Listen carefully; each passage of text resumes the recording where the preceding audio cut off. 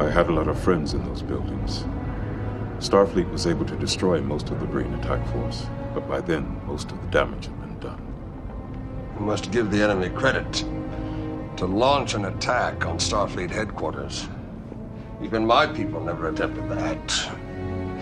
We've learned one thing about the Breen today, Captain. They're a race of warriors. That's about all we know.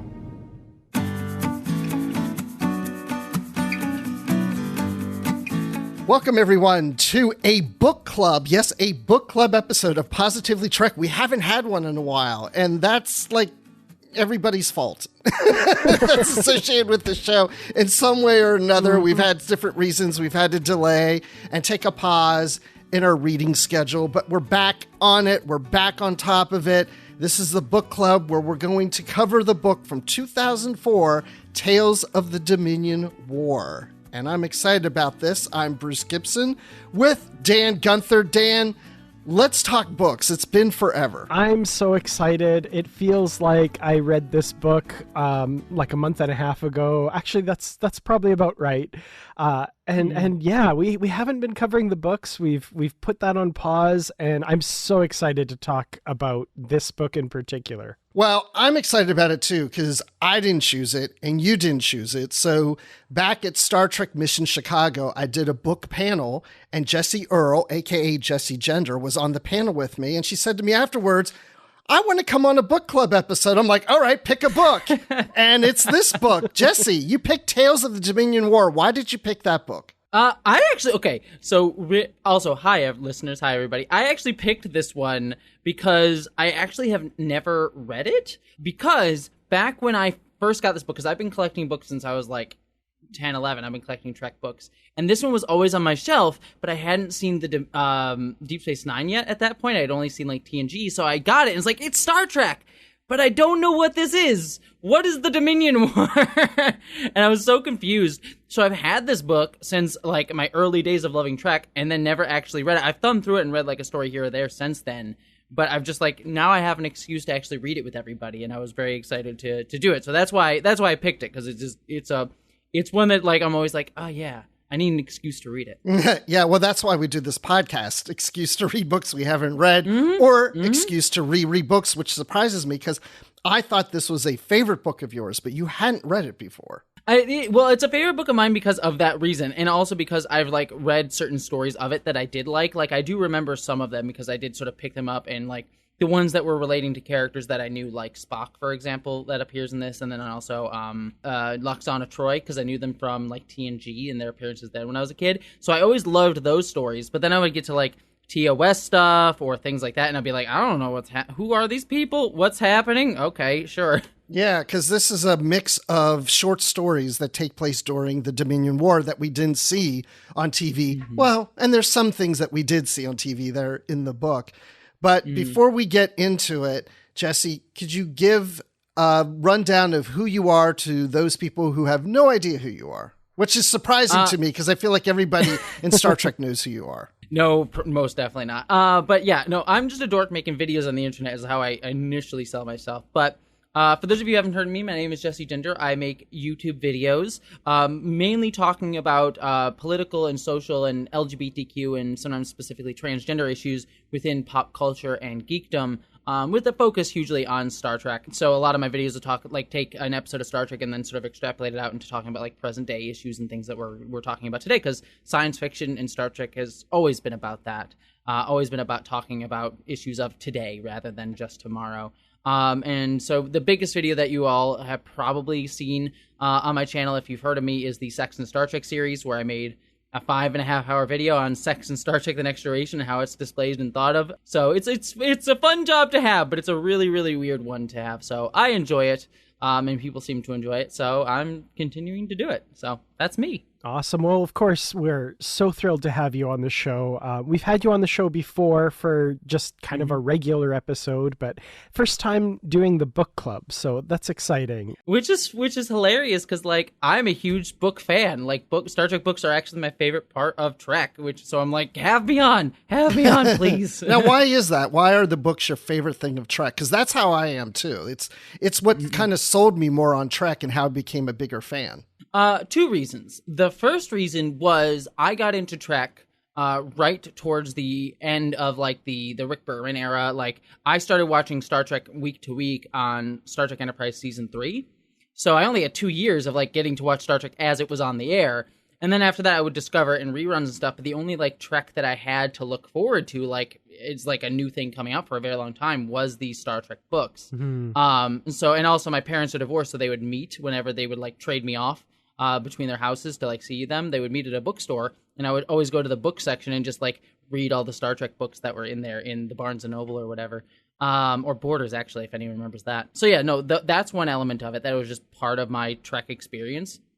And then I just think the books just like are more inventive with the Trek universe. Not that like the Trek shows themselves aren't, but like the books aren't limited by like whether they can get the actor to come in or the big budget of this scene. They can like do really weird and out there and crazy things, especially now that I know it's ended. As a kid, I really just loved the like post-Nemesis timeline books that recently finished up with Coda. So yeah, I just, for all of those reasons, I just love the books. I think they're some of the best parts. I love to hear you say that. I actually just recently, a coworker who's just getting into Star Trek was talking to me, and all of those like questions that people have when they're first getting into Star Trek, they're like, how do you feel about the fact that Star Trek seems to be a military dictatorship and blah blah blah? And I'm like, oh, you've just seen episodes, you need to read the books. Like they're doing the world building there that make this universe make a bit more sense. I always still argue to this day, like anyone who is like a Trekkie, I'm like, if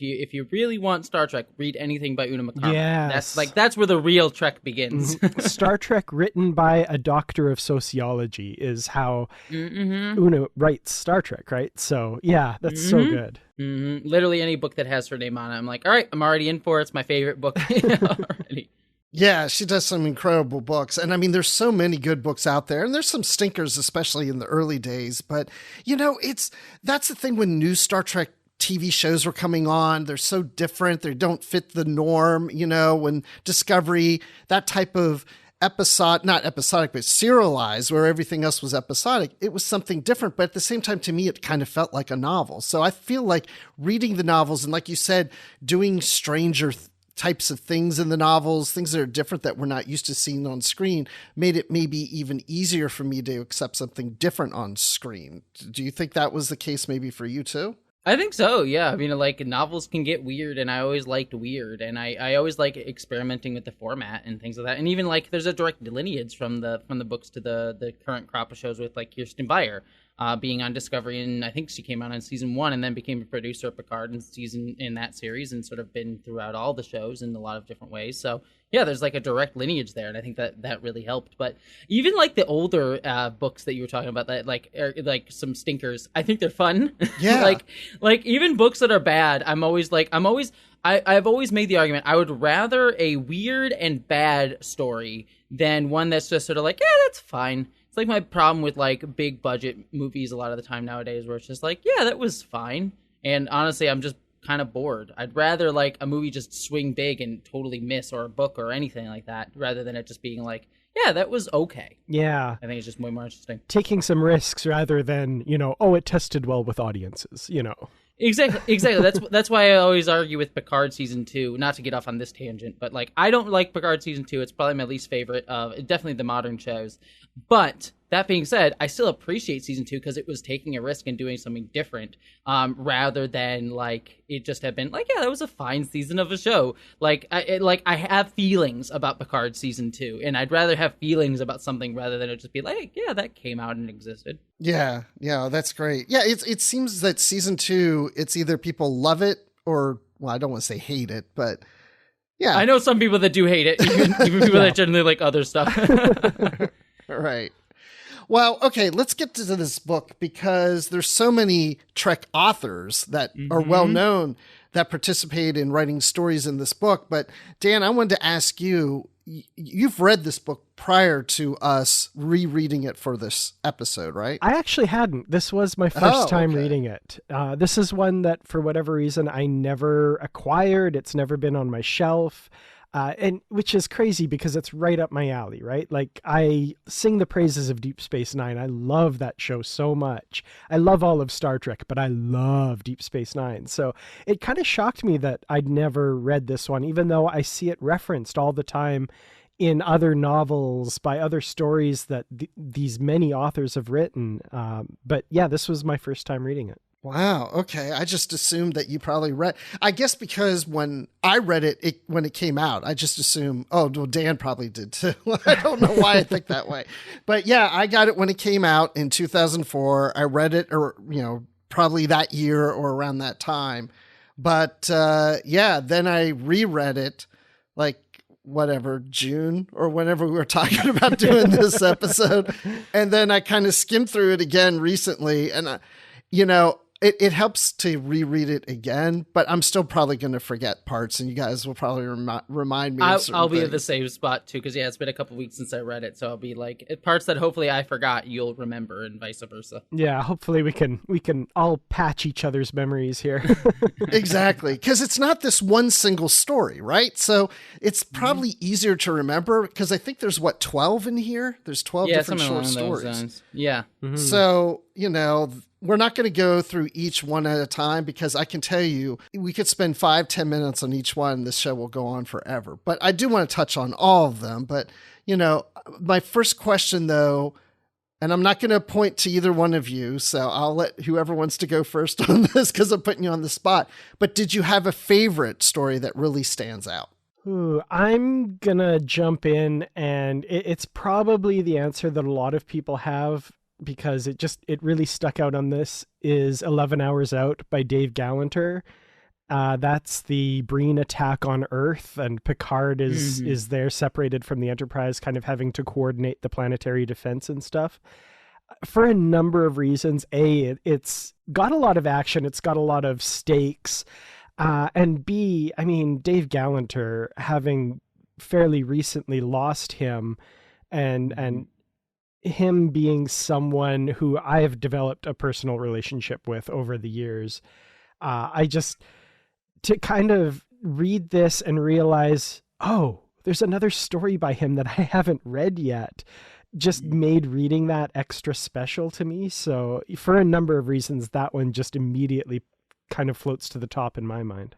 That's really sweet. And yeah, that was a really good one. That one would be up there. There are, for me, I think it's kind of tied between two.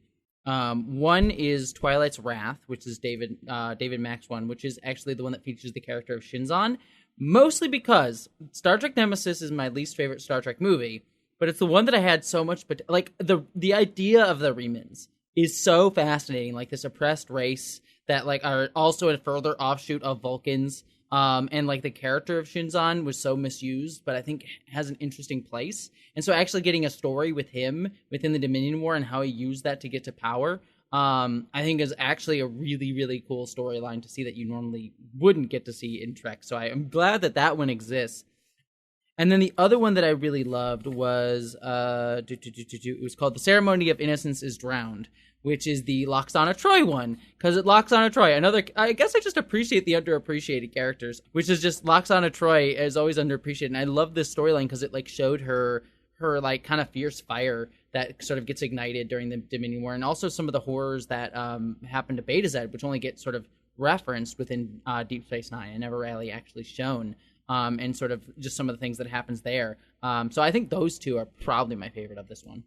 Yeah, and that one's by Keith R.A. DeCandido, who's also the editor of the book of short stories. I did like the one with Shinzon because, like you said, even though Nemesis isn't necessarily one of my favorite movies, I like getting the backstory on him. It's kind of like a prequel to that movie. Mm-hmm. It really would have helped that movie even more to see that story play out maybe at the beginning. I mean, they wouldn't have time or whatever to do it, but I did enjoy seeing him, that rise to power and how he got the device for that ship and everything. And it was all related to, how he got dragged in with the Remans into this war and took advantage of it. And so I really did enjoy that story too.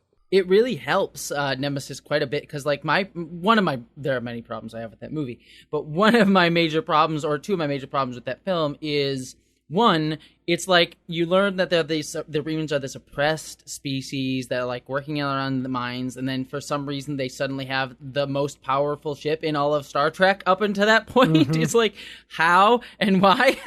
That has like a doomsday weapon. I was like, it's just sort of out of nowhere, and there's no explanation given in the film.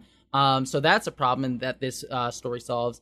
And then also just like, it's a problem that I have with a lot of like big budget movies sometimes, where they sort of create bad guys who are like revolutionaries fighting for oppressed causes, and then they make them turn out to be the villains of the piece because they're not doing it in the right way or using violence. And yes, we could have an argument about like whether or not violence is justified in certain situations, but like it usually movies, and Nemesis is a problem with this, where it just sort of makes them out to be like, "Wahaha, I'm evil because I'm evil," instead of like actually listening to the like justifiable arguments that they would have. Like Remans would have a correct argument to be like, yeah, the Romulans treated us like crap, and we have an understandable resentment against them. But the movie never really brings it up. It just sort of like, and now I'm going to sexually assault Deanna Troi because I'm evil, and now I want to have like a hissy fit and go after Earth. Like it just, that's sort of the major problem with Nemesis, that this storyline in this book, like, at least does its best to try to fix a little bit. Mm-hmm. Which, brings me to something that these novels and these short stories do a lot of. Like, they do a lot of the grunt work behind the scenes to make some things that really don't make a lot of sense, at least kind of make a little sense, So. Exactly. Yeah. Yeah, and, I like the stories too because it has an opportunity to do those things, but it also shows us where these different ships, crews, and characters were during the Dominion War, because we always just got it on Deep Space Nine, and we didn't see what was going on elsewhere in the galaxies. So we play off really well in this, because each story that follows seems to build chronologically during the war, the Breen attack on Earth, and then there's some stories that play off of that until we get to the final episode of Deep Space Nine of What You Leave Behind, and that plays into this too. I like how that was edited together with these stories. Yeah, that was really cool. I didn't even realize that when I was reading it. Like, you get the Breen attack in that one storyline, and then it's referenced and brought up in subsequent stories. And I was like, oh, that's really cool that it has that sort of internal continuity within there. Like, that's just a clever little conceit that they had in this that you don't see in anthology books like this often. I also really want to call out the story A Song Well Sung by Robert Greenberger. Bruce, you and I have fairly recently, in the last couple of years, done all of the IKS Gorkon Star Trek Klingon novels. And we always get the reference to that story of how Clag lost his arm and how he single-handedly fought off all these gems. And just to see that story play out, that one was so much fun. Like, as far as fun as a story of a one-armed Klingon beating the crap out of a whole bunch of people could be, and it's Star Trek. That can be a lot of fun, so...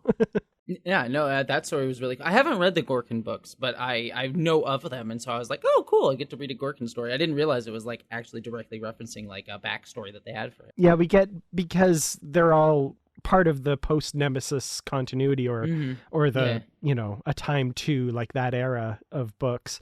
The inciting incidents are all like, oh, this happened during the Dominion War, so they kind of get to go back and actually tell that story now. Oh, that's so cool. I didn't realize that, because it was a great story. It was like a cool thing to see, like what the Klingon, because we got to see some of the Klingon Empire in Deep Space Nine, but it was mostly like through Martok or Worf and also Gowron a little bit. It was all like very like top level Klingon Empire stuff for the most part, and so this was the story is like what was just a one-off like Klingon captain doing during this time and trying to survive, and it was just sort of like the stuck on the planet. I'm facing off against like however many Jem'Hadar, and it's just one Klingon and just taking them down piece by piece was just really cool. Yes, I did enjoy that too. I see, now I'm getting more excited because now it's like, oh yeah, I remember that. Oh yeah, that too, and all that. And one of the ones that I really liked, I don't know if it's my favorite, but I like Mirror Eyes, because it's a Romulan undercover agent on Deep Space Nine. And I like her being on Deep Space Nine. So it kind of felt like a Deep Space Nine episode because it had Sisko and, of course, Dr. Bashir and such. But it also had Beverly Crusher there helping out. And this was written by Heather Jarman and Jeffrey Lang. But I loved it was from her perspective of trying to sneak around and trying to do her mission, but also, they're wanting to test her because all these Vulcans have been infected with some virus or something. And they're just like, oh, we want to test your blood too. Oh, you don't seem to be dying from this, but you're a Vulcan too. And she's like, oh no, they're going to find out I'm a Romulan. And I just kind of liked how that played out. The one thing though I didn't like is they called Dr. McCoy, or I should say Admiral McCoy, and I don't really felt like that was necessary. I just felt like they were just, oh, we got to put all the doctors in here because we have an EMH, and we also then, we're using something that flocks, right? Right. It did feel like the whole concept of the story came from like, let's try and find a Dominion War story that could like reference all the doctors, and so every single doctor gets brought in, which like is a cool idea. But then it ultimately, I think, wasn't as interesting as the actual, just like, as you say, the point of view of the storyline. Because it's not just from that character's point of view. It's like we actually get her, like, secret logs, like diary logs that she's making. Which I thought was a really cool, like, way to see it. Because there's, like, it wasn't even the logs that she was making for the station or the logs that she was making for the Tal Shiar. It was just, like, her ones that she was, like, keeping hidden from everybody. Their like logs throughout the story was just so I just like their perspective because they were like, if this gets found out, I could be killed, but also I'm just so frustrated because like my identity doesn't feel like my own, and then on top of that, like I'm just pissed off because my job seems so pointless because like everyone knows what's going on at Deep Space Nine because it's the middle of a war, so like anything that happens here is fairly public. And so I loved that like constant conflict that the character had in the story. And so it's just sort of much more like, I feel like the story was pitched as like let's get all the doctors involved. But then when they started writing it, they ultimately had a much more interesting character, but they still sort of like had to go with that, like get all the doctors in here. Yeah. There's so much that I like about that story. That's one that when I revisit it, I keep finding more that I love about it. And one of the big things too is it's so hard to write a story that takes place on Deep Space Nine during any of this time period because you need to find a place to put it that makes sense when you pretty much see everything that's happening day to day. And I thought it was brilliant that if you notice, Captain Sisko is not in command of the station, Colonel Kira is. That's because this is between the end of season 6 and the beginning of season 7. You've got like 2 or 3 months there to kind of play with. So the Enterprise visited and there was a big, huge pandemic involving Vulcans. Yeah. Okay, cool. That it would be weird to think that happened between, Chimera and Field of Fire in season 7 or something, but it works there, and it's just so well crafted and makes such good use of that setting in that time period. I love it.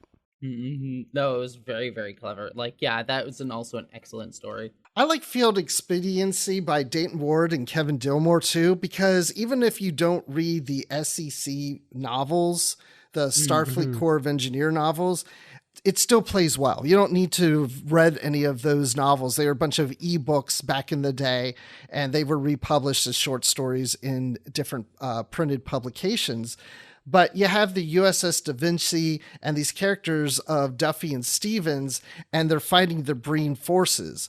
And I liked how these are engineers that, some device or something they had to get out of the crashed ship, and, because they didn't want the Breen to get this device and this information or whatever on there.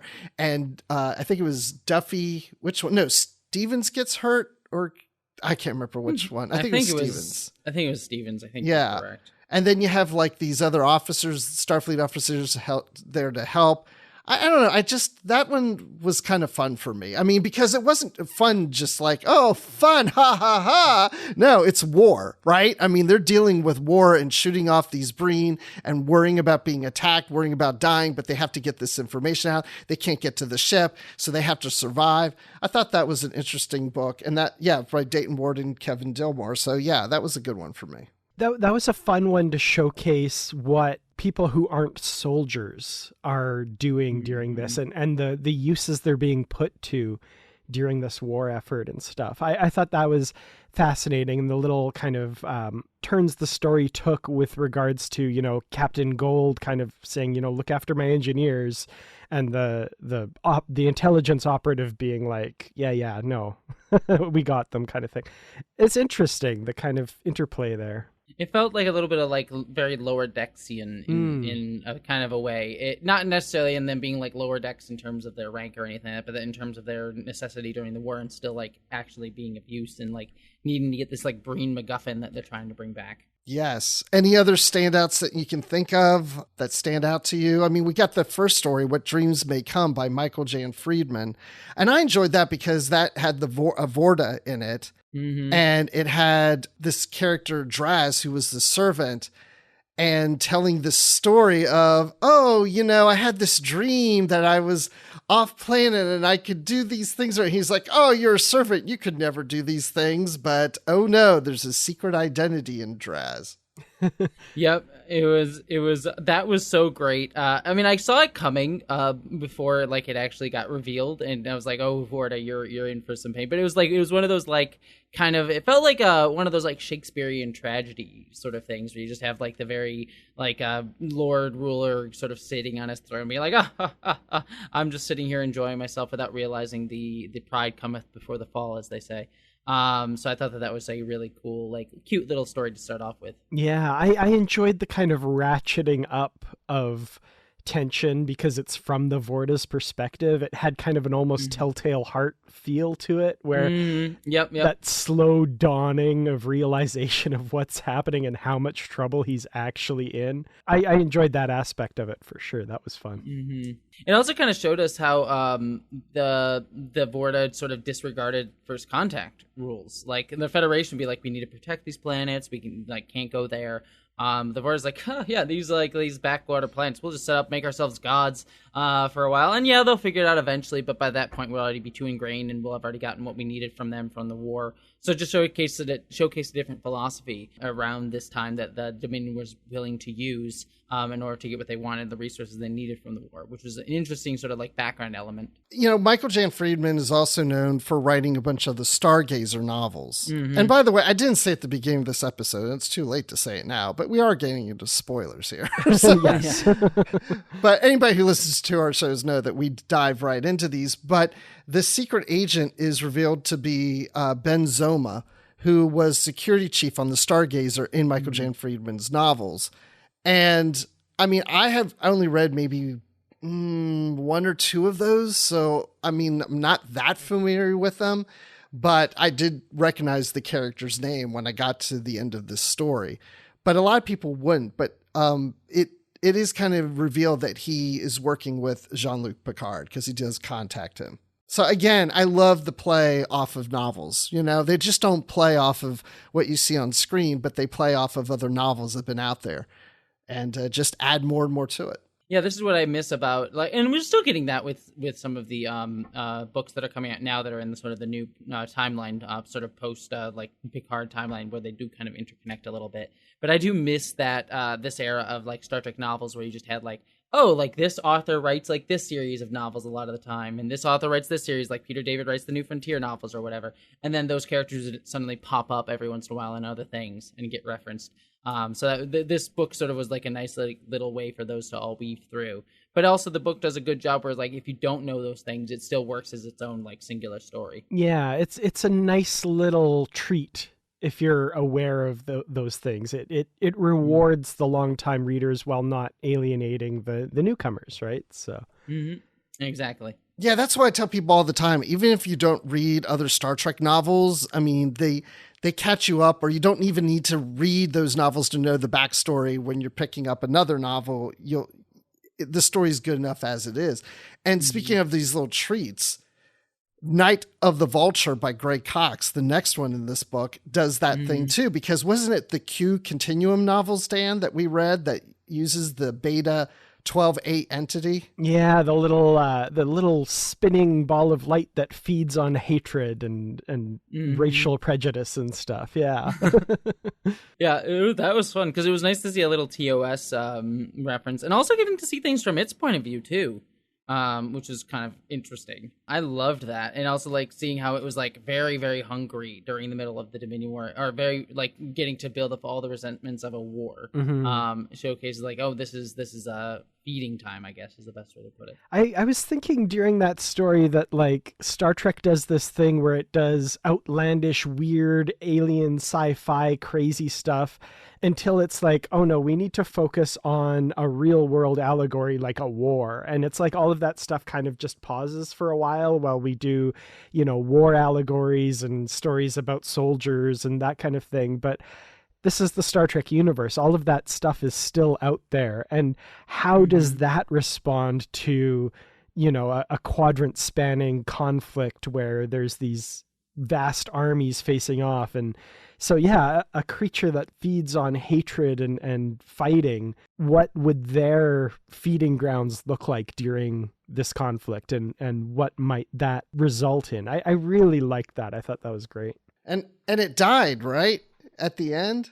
Or it gets stuck, doesn't it? Or I think it stuck gets or something, yeah. The black hole or something, I believe. Yeah. Yeah, I think there's like some sort of like spatial phenomenon, a black hole or something like that, that it feeds for too long because it gets so sucked into like pitting all these people against each other that eventually it does sort of just stay too long, and then the ship gets caught, and I think in the gravity well or whatever, and now it can't escape for forever. And whether or not it starves to death or not, we don't know, but it's sort of hinted at that it's stuck there for the rest of the time. Yeah, and I like how it's referred to, it's just an asterisk with parentheses around, and we've seen that used in other Greg Cox books about this entity, so that was familiar to me to see that too. I'll never look at an asterisk the same way again. An asterisk can make you feel racial resentments, I guess. Yeah. Right. Dang asterisks. This episode of Positively Trek is brought to you by our wonderful supporters on Patreon, including our Constitution class supporters, Jim Stoffel, Joyce Marin, Carl Morris, Dave Garcia, Rick Young, Paul D. Kinnear, Jessie Earl, and Justin Ozer. Thank you all so much for your support of Positively Trek.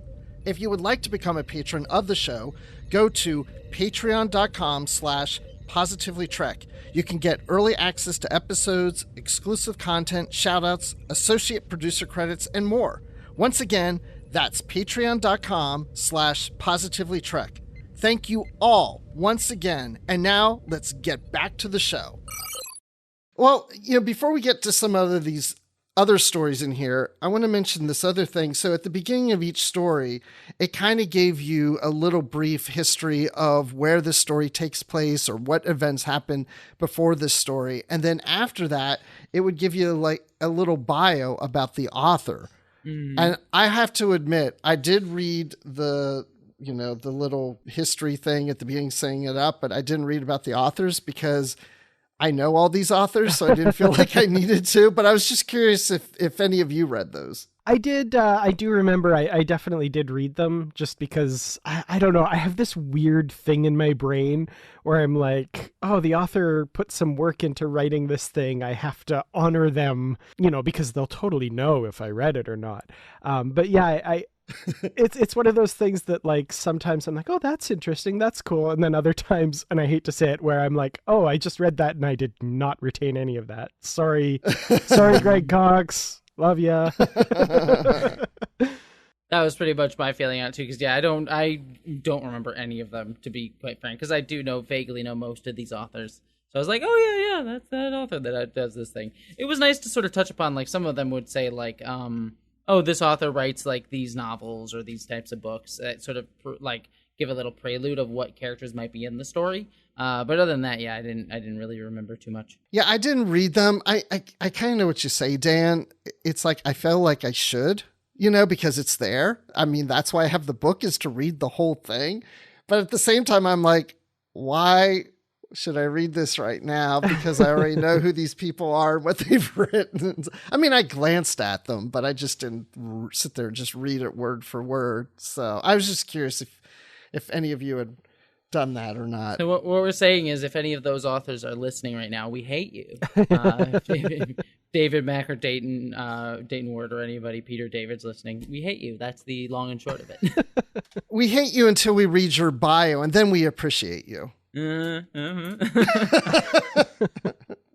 Of course not. Okay, so then we have another story in here where involves the Romulan Senate. And they're trying to decide if they want to ally with the Federation or the Klingon Empire in fighting the Dominion. And Spock is involved. And Jesse, you mentioned earlier in this episode that you remembered Spock was in this book. Yes. And so, to be fair, I actually remember reading that story when I was a kid because it was like, oh, I know Spock and Unification and all that stuff because I had seen Unification at that point. So I remember reading the story and enjoying it. I will say, reading it now, it honestly didn't work as well for me. I think it was probably one of my least favorite ones, which is sad because it feels like it should be one of my favorite ones because I do love like political machination stories, and I always love like the idea of exploring Spock on Romulus more. Whenever he's on there, I'm sort of like interested. But yeah, for some reason, the story, and maybe you'll disagree, but like Spock felt a little bit out of character in this story for me. Like he felt a little bit more like emotional and angry at certain points and sort of dismissive of like other Romulan characters at certain points, that in a way that like didn't really ring true to me as well as I think his character normally would. And that's just me, but maybe you'll disagree. But yeah, I don't know, his characterization just didn't really ring completely true. Yeah, I've got to agree. I feel like for me, this was probably the weakest story in the book for me, just as far as feeling like it was very divorced from everything else that was happening in the war. And then, as you say, Spock just, it's a different Spock than what we're used to. And part of that for me is I've not read, I don't think, any of the Josepha Sherman and Susan Shwartz Spock novels, of which there are quite a few by this point, a number of trilogies, I think, that they've done dealing with Spock and his reunification efforts and other points in his life and stuff. And I'm wondering if this story might be much more appreciated had I read some of those stories and could kind of see like, oh, this is where the authors are getting this from and kind of fitting it in. But yeah, for me, I felt a little bit too cast adrift by the story to find kind of those anchor points where I could connect to it. I was not really engaged by the material on a number of levels. Yeah, and there was also, like, at the end of the story, there was this sort of... So part of the story involves, and I'm trying to remember because it's been a hot minute, but this emperor was old at the time, and this is, like, right before... why am I blanking on it? The very famous... It's a fake episode. In the Pale Moonlight. In the Pale Moonlight. Thank you so much. It's right before that. And so it's like Spock trying to sort of get people involved in the war, and the Romulans sort of arguing about that, about whether or not they should join or not, because they're not idiots. They know the Dominion is somewhat like not completely telling the truth, and they're always distrustworthy, just distrusting people in general. Anyways, the Romulan Emperor gets supposedly murdered, and the story kind of ends up with like Spock kind of confronting the Praetor at the time, and like having this like logical argument about the display of bodies, and it's an interesting sort of like argument, but it ultimately felt like it wasn't really like going anywhere that felt pertinent to like the entering of the war. You know what I mean? It just sort of felt like this sort of like him tricking this guy to get this other dude to be there, and it was just like it was a very convoluted story that like it just didn't really felt like it. You know, I like convoluted stories, but it just didn't really feel like it had much of a point that really felt like it sort of fit this idea of like, should we join the war or not? Which seemed like that would be the sort of interesting ethical conundrum here. Yeah, that's a good point. Yeah, I hadn't thought about it too much. It takes place, of course, during the Dominion War. It's set up because they're thinking, should they join in it? But yeah, the story doesn't really focus on the war. It's more about this emperor and this guy kind of, leading to the murder or whatever, and why he's doing what he's doing. I found the Romulan storyline a bit interesting for me, so I did enjoy that piece. And just following Spock trying to figure that out. I don't know. Yeah, I think, Dane, like you said, this is a different time for Spock, so maybe that's why Spock might feel a little different than what we're used to.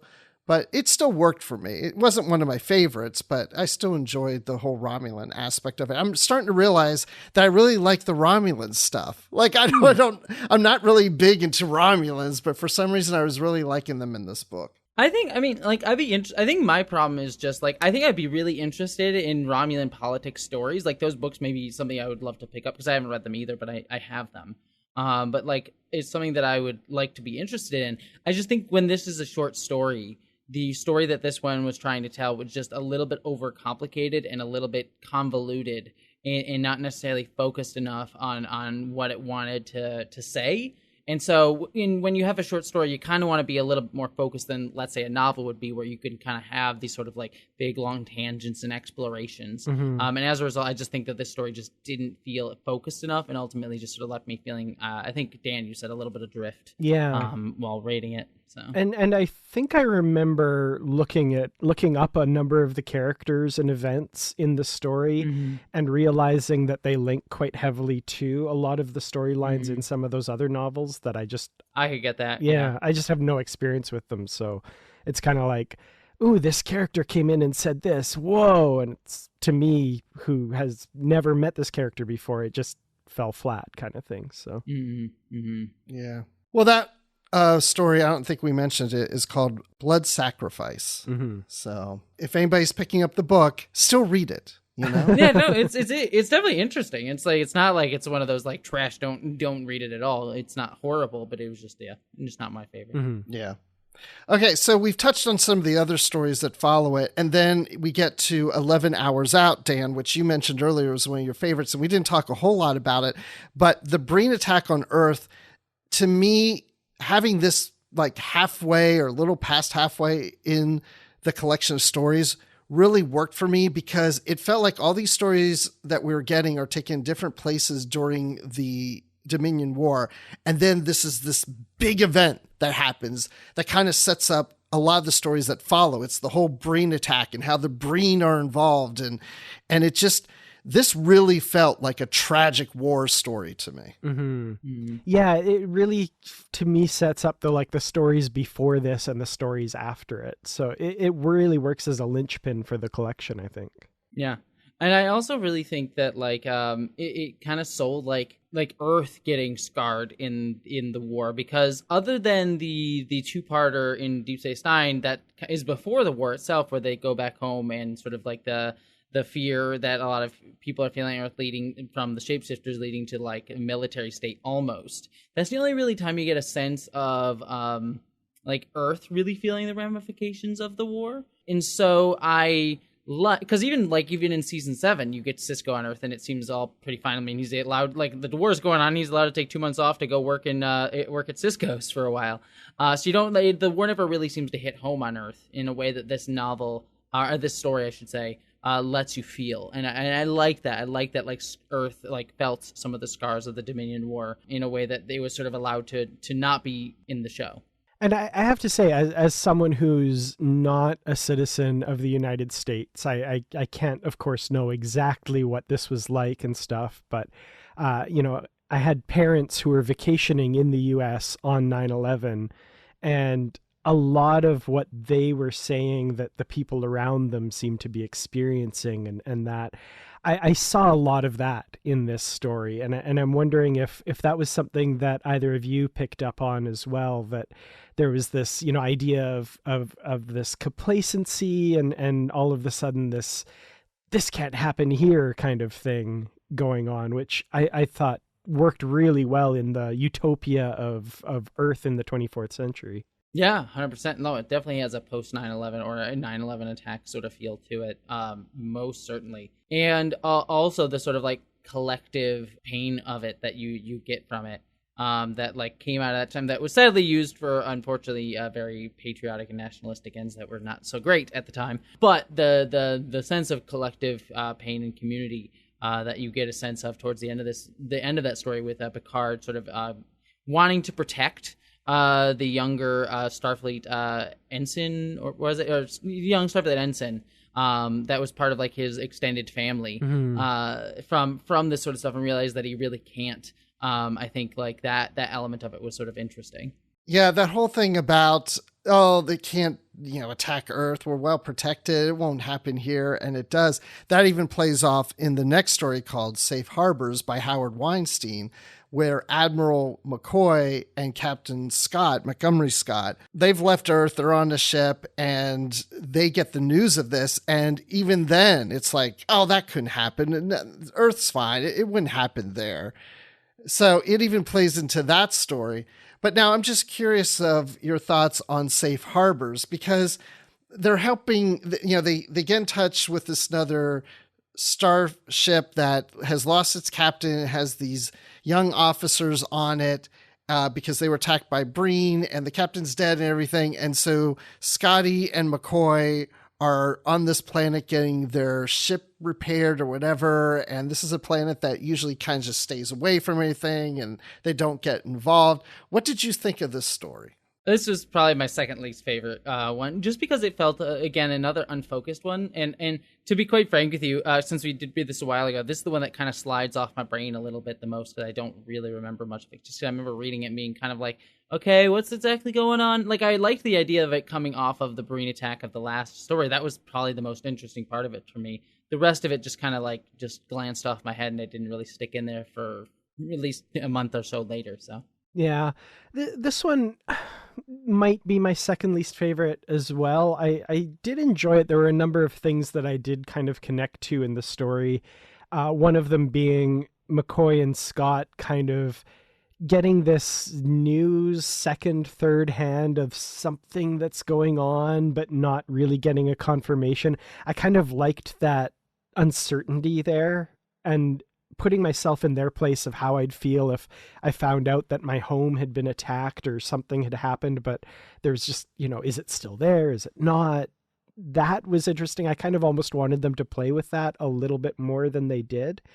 And then, of course, the other thing, this civilization that they've encountered who knows of the Federation but isn't allied with them, isn't a member, and they have this kind of neutrality going on where, they're not picking sides. I kind of enjoyed that. I also felt like it had a little bit of small planet syndrome where I'm like, okay, we're seeing how this one guy feels about this and this other person, but like, what about the government? Like it seemed kind of weird to me that we're only dealing with this like repair base and that's it. And they're setting policy, I guess, for the whole planet or something, but it seemed a little weird that way, but I liked some of the themes they were exploring there. Like, what does neutrality mean? And, what does, I mean, who knows what good versus evil is and how you determine that. But in the Star Trek universe, we know the Federation generally the good guys, right? And,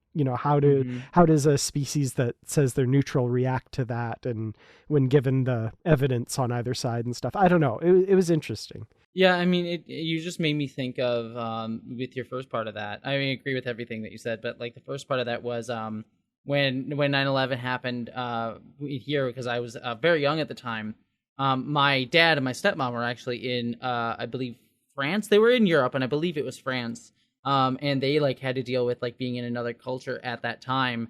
And I remember like one story they said was they were out for dinner, and someone at like another table heard them talking and said, "Oh, are you American?" And they said yes, and they sent them a bottle of wine. Oh, Again, wow. Sort of that like that sort of like people being very understanding and empathetic of just like the sort of cultural trauma and national trauma that was for many people in the United States.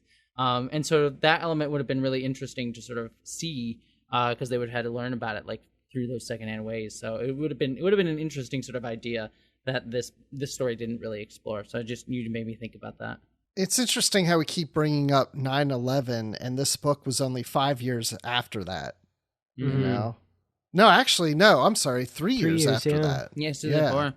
I mean, it was around the same time. That would have been around the same time that like Enterprise tried to do that storyline with season 3. Yeah, the Xindi. With the Xindi arc. Yeah. It just shows you again how current issues and things of the time influence the storytellings in Star Trek. Yeah. Star Trek is always about the today, not tomorrow. Like people, it's hopefully showing us. I mean, Star Trek is always about showing us how to do the issues of today, hopefully better than we are doing them today. Like a hopeful way to deal with what we're dealing with today. But it is always about today. Mm-hmm. Well, today we have another story we want to talk about in here that we haven't discussed, and that's Stone Cold Truths by Peter David. And this is a play off of the New Frontiers stories that he puts together. And this is also, I'm probably going to guess, the shortest of the stories that are in here, because I remember it being a pretty quick read. Actually, a lot of his books flow very fast when I read them, but I think it was shorter than most of the others. So, Dan, you look excited to talk about this one. I enjoyed this one. this was one that when I first started reading it, I was kind of going like, okay, what's going on here? And then as you read it, you kind of start to clue in that like, oh, okay, we've got an unreliable narrator, yada, yada, yada. Okay. And the conceit of this story that it's 150 years after the end of the war, Zach Kebron, who's a character from New Frontier, this large rock creature called a Brykar, has a son who's learning about the Dominion War in school and has to, ask Zach about it because he was there. And he tells the story of the Excalibur emerging from being out of time and showing up in the middle of the war and not knowing what's going on. And there's like repelling boarding parties going over to another ship, like broadsiding them like a pirate ship and all this kind of stuff. Yeah, it had like grappling hooks, I think, too, didn't it? At one point, right? Yeah, grappling hooks. And at that point, I'm going like, what the heck is this? Like, okay, Peter David's ridiculous, but this is just too... And then my brain goes, oh, wait, I see what's happening here. And it's about, the glories of war and the stories we tell of war and what war actually is and how it's not something to be celebrated, which is, all messaging I can absolutely get behind. So it's typical Peter David. It's a little bit on the nose. It's not particularly subtle, but he just does not particularly subtle so darn good that I'm okay with it. I've always said subtlety is like a thing to celebrate if you can do it well, and you can be, but like subtlety is a tool, and you don't need to be subtle to tell a good story. So yeah, no, I always love Peter David because he's always wacky and weird. Like any Peter David story, you're in for something strange, and he never lets you down in that aspect. And this was definitely that. It was just a lot of fun. And Zach is a Brykar, like you said, which is Rock Talk now in Prodigies also of that. So that's pretty cool too. Yeah, I kind of enjoyed this story. At first I was just like, okay, this is kind of a cute story in a way and kind of weird. But yeah, I like then the ending. He's teaching his son, about war and whatever. And it's like, okay, that was good. It felt good to be the second to the last story, I think, because a lot of these were kind of heavy, where this one wasn't so much, it just kind of lightened the mood until we got to the last one. Yeah. And it kind of reminds me, again, if you keep on relating it to 9/11, it reminds me of at that time, a lot of my teachers, when 9/11 happened, they kept saying to me, like, oh, people are going to ask you when you're older, like, where were you on 9/11? Like, that's always the thing that they would used to say. And this is the story that is going to be like that. And yeah, it might possibly be the case that, 20, 30 years from now, whether I have a kid or I have, family members or something like that who are younger, ask me that. And yeah, that'll be what happens. Mm-hmm. The other thing that Peter David does that I think he does quite often is his characters are the smartest people in the room at all times. And of course, Zach has to show up the teacher at the end. And he's a little bit like Aaron Sorkin in his writing in that way where, his characters have to mop the floor with everyone else. But yeah, that's a good comparison. Very Aaron Sorkin-esque. Yeah. But I appreciate it. Again, the unsubtlety of it. But I loved what you said there, Jessie, about, asking where you were when this happened. And my 40th birthday's coming up. There's been a few events over my life where that has now happened. And in the last couple of years, I'm sure there's going to be a lot more, apparently. So that's an interesting take on that. Yeah. Yeah. It just, I don't know, worries me about the future. Is there going to be another event where it's like, where were you on that day? Oh, it's like, there's always going to be. That's humanity, right? There's always going to be something. Hopefully, not all bad, but yeah, that's going to be a thing. I mean, people are gonna ask, like, what did you do during the COVID-19 pandemic? Like, I'm sure that's going to be a question that teachers will say 30, 40 years from now, I was like, ask your grandparents where they were. So that sort of thing. Yep. And you'll explain, one day we used to wear masks everywhere we went. It's so weird. But I'm waiting for the next Where Were You Day. And it's where were you when the 14th Star Trek movie came out? That's the next one I want. I don't know. You mean the 15th? Because Galaxy Quest, come on. Okay. That won't be for another 20 decades from now. So 20 decades. I meant 20 years, but 20 decades. It still sounds about right. It's a long somewhere. time. They'll film it on a holodeck. It'll be great. Yeah, exactly. Well, the last story is Requital, and that's by Michael A. Martin and Andy Mangels. And this takes place during the events of the DS9 finale, What You Leave Behind, and involves a character named Reese. And I have to say, this does feel like a good story to end the book with, of all these stories, because it is going towards the end of the war, and it's during the last episode of Deep Space Nine. And Dan, being the huge Deep Space Nine fan you are, I'm just curious what you thought of this one. I was really fascinated by this story. I love any time an author can take a small character and flesh them out and give them something interesting. And Reese, of course, being, I think, pretty much the only named survivor we get at the end of the Siege of AR-558 outside of our Deep Space Nine crew. Always an interesting story. He carried that knife with him and then dropped it in the soil as he left, and had the Jem'Hadar feeding tubes as trophies. He was quiet. We never learned a lot about him. And I think, he was used to really good effect in this story. It almost felt like when I was reading it, the author almost wanted to use one of the other characters who sadly passed away in that episode, but kind of had this guy and maybe put some characteristics of other characters on this character. But again, he was kind of a blank slate, so I think it works.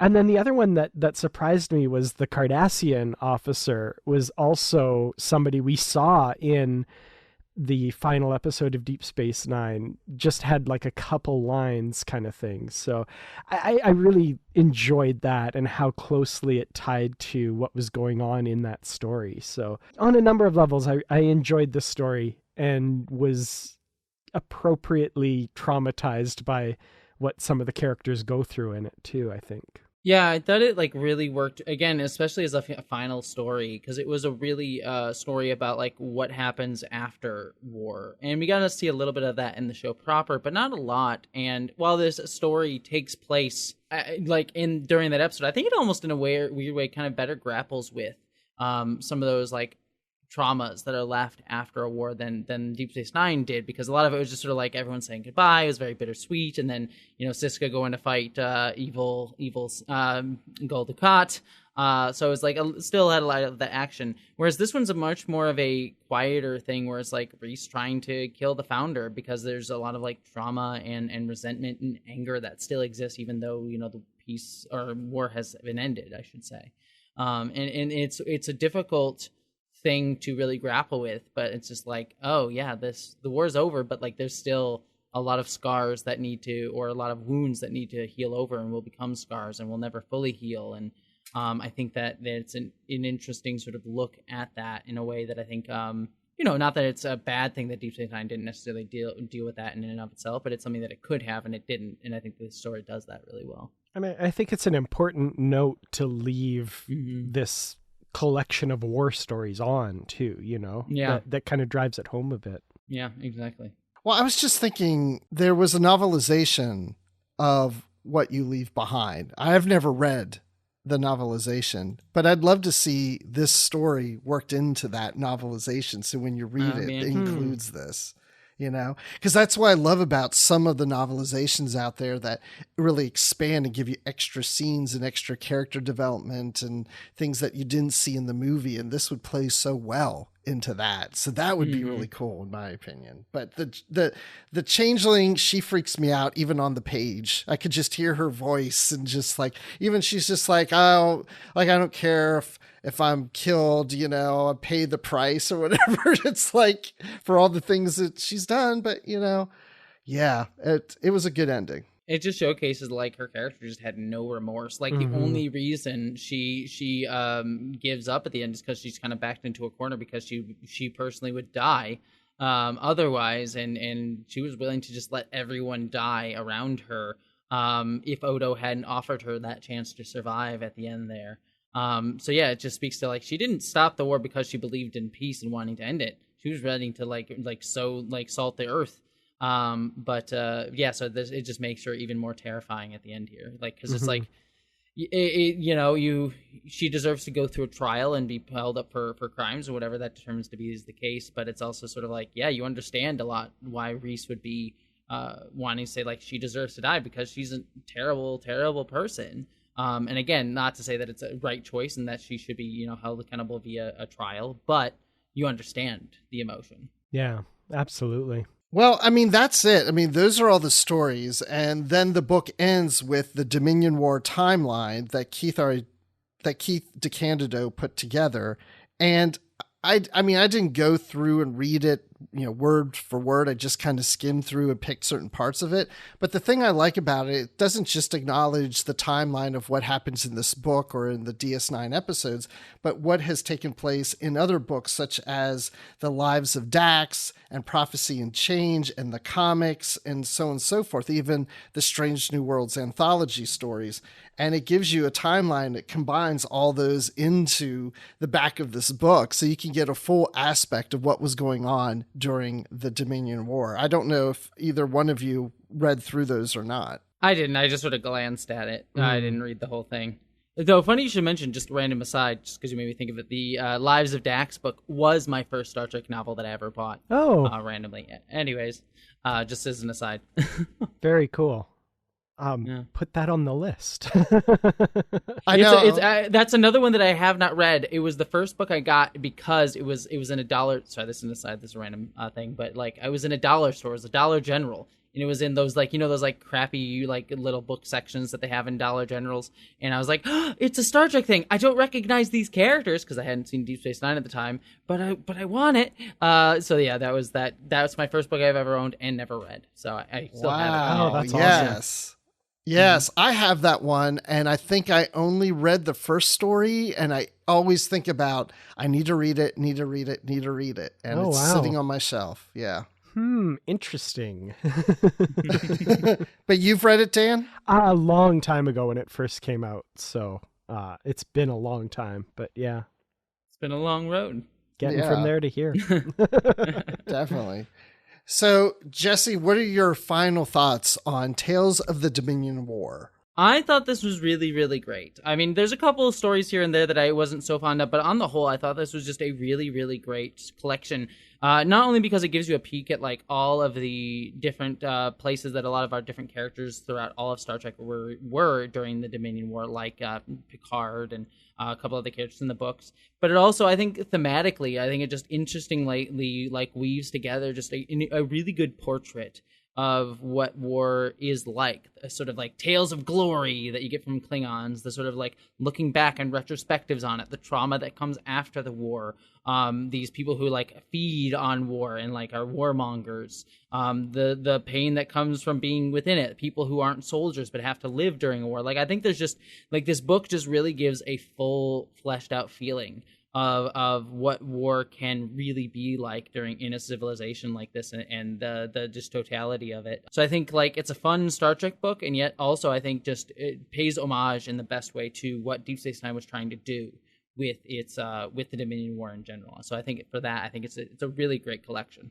Awesome. That sounds great. Dan? Yeah, I'm going to agree 100% with all of that. And it's funny how long it took me to read this book and had never read it up to this point. And in retrospect, I feel like part of that might be some subconscious idea that I'm not a fan of war. Obviously, I don't like things that glorify war. And I feel like maybe this cover at some point said to me ooh, the glories of war, the, raising the flag and all that stuff, which it is sort of referencing Iwo Jima. Yeah, exactly. From World War II. Yeah. Yeah.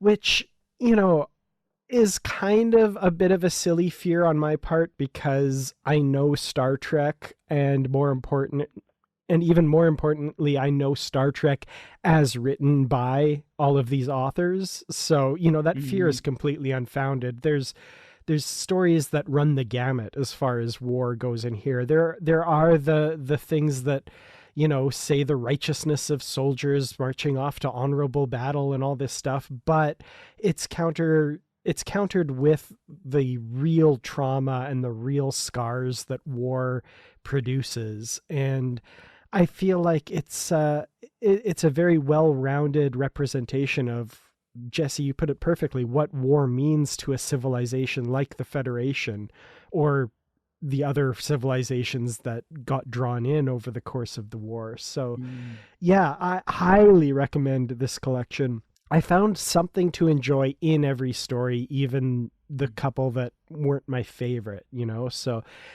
every story I think is worth a look, and there are some real gems in here that are some of the best Star Trek prose I've read. So in my opinion, very highly recommended for this one.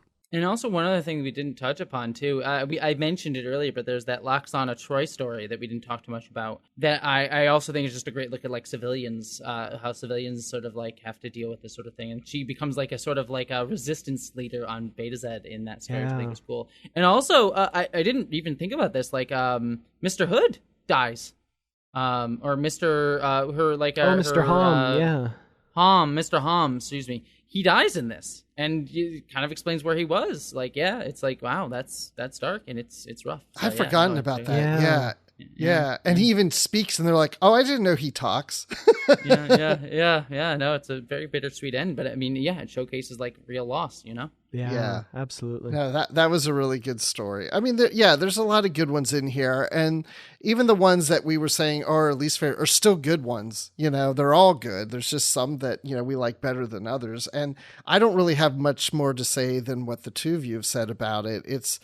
It's to me, if you are into Deep Space Nine, then you would want to read this book, even though it's not all DS9, but it's the Dominion War, which of course is a big piece of DS9, and it gives you what's going on throughout the Star Trek universe.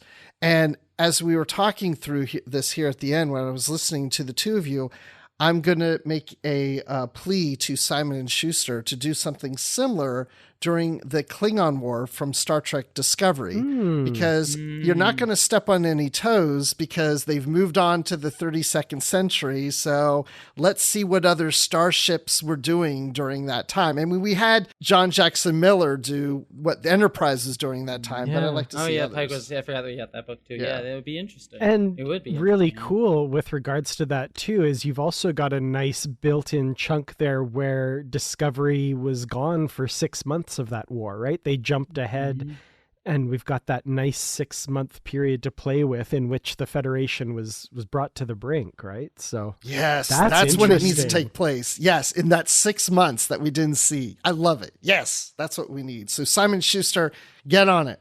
And Dan and Jessie will write one of the stories for you. I'd be happy to.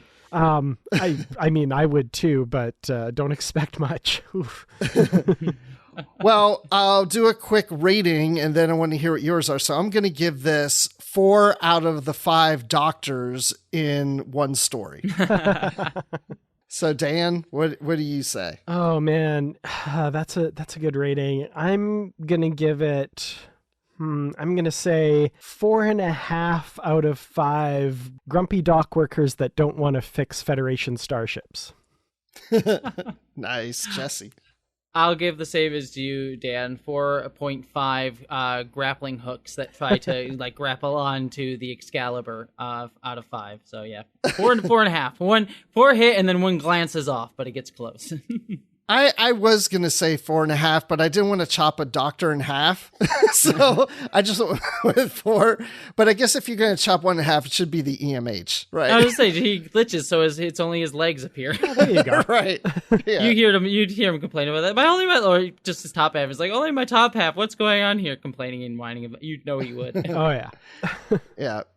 So Jessie, when you're not here on Positively Trek doing a book review, where can people find you? You can find me on YouTube at Jessie Gender, like I said before. That's where I do sort of my big video essay type stuff. I have videos coming out at least every other week or so, sometimes more. I've been doing interviews with like Star Trek folks as well. If you're into Star Trek, I interviewed Jack Quaid from Lower Decks. Recently, I think either by the time that this comes out or very soon, I interviewed Bill Wolkoff, who is a producer on Strange New Worlds, as well as Kipo and the Age of the Wonder Beast, and a bunch of other folks.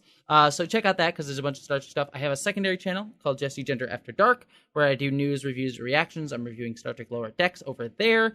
I have another podcast that I do called Jumpgate, where I sort of review every episode of Babylon 5 that I'm rewatching myself and watching for the first rewatching myself, and then my co-host Vera Wild of Council of Geeks is watching for the first time.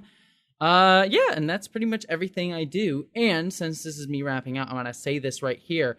Bruce, I'm going to miss you on this podcast. I know you recently announced on the last episode that you're going to be leaving the show, and it is very sad to hear that because this is my favorite Star Trek podcast that I listen to, and I'm sure it will still remain that way with Dan on here and whoever comes on as well to help co-host the show.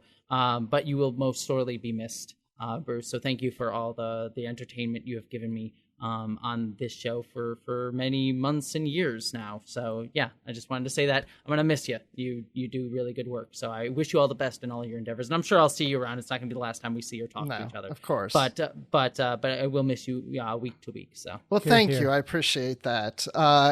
Even talking during this, I was like, I don't know, maybe I should stay. Like I'm enjoying this. But who knows what will happen. But yeah, I'm definitely going to be leaving. But who knows, I may return at some point to do something. I don't know. We'll see. We'll see how it all plays out. But, Jessie, it was you that convinced me to leave. So any listeners... No, I'm kidding. Oh, wow. Send the hate mail my way. No. Jessie didn't have anything to do with it. So yes, I appreciate that. So... yeah. Dan, where can people find you online? You can find me on Twitter. I'm at Kertrats. That's KERTRATS. YouTube.com/Kertrats Productions. And of course, in the Positively Trek discussion group on Facebook, which is, I say this all the time, my absolute favorite place to hang out online because y'all are really nice in there. And that's awesome. It's rare to find that online sometimes these days. So thank you all who are part of that. Yes, and you can find me on Twitter at Admiral_Rex. That's Admiral with the underline Rex. And you will not find me on Positively Trek much anymore. So there you go. No, but also follow us on Twitter at Positively Trek, also on Instagram at Positively Trek. Send an email to positivelytrek@gmail.com. Look for our Goodreads group to see upcoming books. Oh my gosh, we need to update that. I don't even know what books are coming up. That we need to figure out. Even though I'm leaving, we need to figure that out. So Lives of Dax may be on there. I don't know. Well, I'm excited for the Strange New Worlds book coming soon. Yeah. Like that I'm very, very pumped about. Yes. You were on the panel where that got announced. I know. I was very pumped. You had me guess, by the way. You was like, what do you think it's going to be? And I didn't know until that moment. I was very excited. So that was a fun panel. Oh, and Jessie, by the way, if you really miss me that much, just go back and listen to the old episodes. I've listened to every single one. I've not missed a single episode of this show. Oh, wow. So, wow. Yeah, and I listened to a good chunk of literary treks before that, too. So. Oh, bless so you, my that child. Person. Yes, I am that. I told you, this is my favorite podcast. There's a reason I literally listen to every single one of your episodes. You're the one person that listened to every one. That's great. Yeah. Well, thanks everyone for listening. And we'll be around next time. So go out into the world and stay positive.